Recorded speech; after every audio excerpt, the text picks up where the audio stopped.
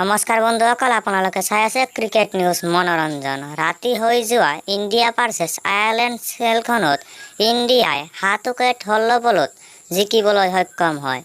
এই খেলখন 12 অভাৰৰ আছিল। বৰষুণৰ কাৰণে 8 অভাৰকৈ কমাই দিয়া হৈছিল। এই খেলখন অতি ৰোমাঞ্চকৰ আছিল। ইণ্ডিয়াই টছত জিকি ফিল্ডিঙৰ সিদ্ধান্ত লয়, যিটো সিদ্ধান্ত সঠিক সিদ্ধান্ত আছিল।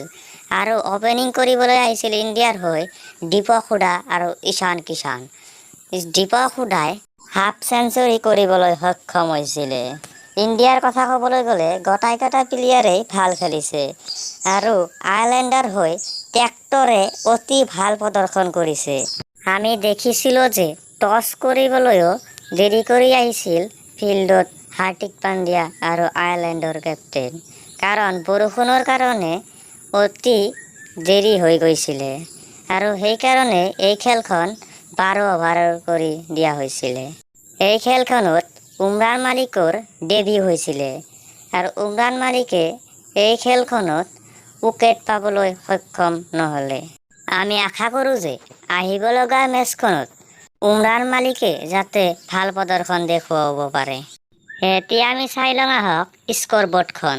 আয়াৰলেণ্ডে 108 ৰান কৰে 4 উইকেটৰ বিনিময়ত 12 অভাৰত আৰু ইণ্ডিয়াই 111 ৰান কৰি 3 উইকেটত 9 অভাৰত এই খেলখন জিকিবলৈ সক্ষম হয়।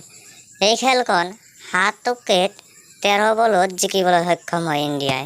হাৰ্দিক টেক্টৰে 64 ৰান কৰে 33 বলত আৰু লৰ্কন টেকৰে 16 বলত 18 ৰান কৰে। গাৰৱ দিল্লীয়ে 9 বলত 8 ৰান কৰে। আৰু বলিঙৰ কথা ক'বলৈ গ'লে ইণ্ডিয়াৰ উজবেন্দ্ৰ চাহিলে 11 ৰান দি 1 উইকেট 3 অভাৰত, ভুৱনেশ্বৰ কুমাৰে 16 ৰান দি 1 উইকেট 3 অভাৰত আৰু আবিছ খানে 5 ৰান দি 1 উইকেট 2 অভাৰত।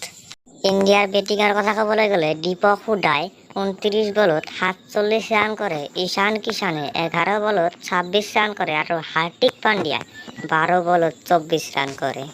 আয়াৰলেণ্ডৰ বলিঙৰ কথা ক'বলৈ গ'লে কৰিঙিয়াৰে 18 ৰান দি 2 উইকেট 2 অভাৰত আৰু জছো লিটিলে 39 ৰান দি 1 উইকেট 2 অভাৰ 2 বলত আৰু মাৰ্ক এডৰে 14 ৰান দি উইকেট ল'বলৈ সক্ষম হোৱা নাই 2 অভাৰত।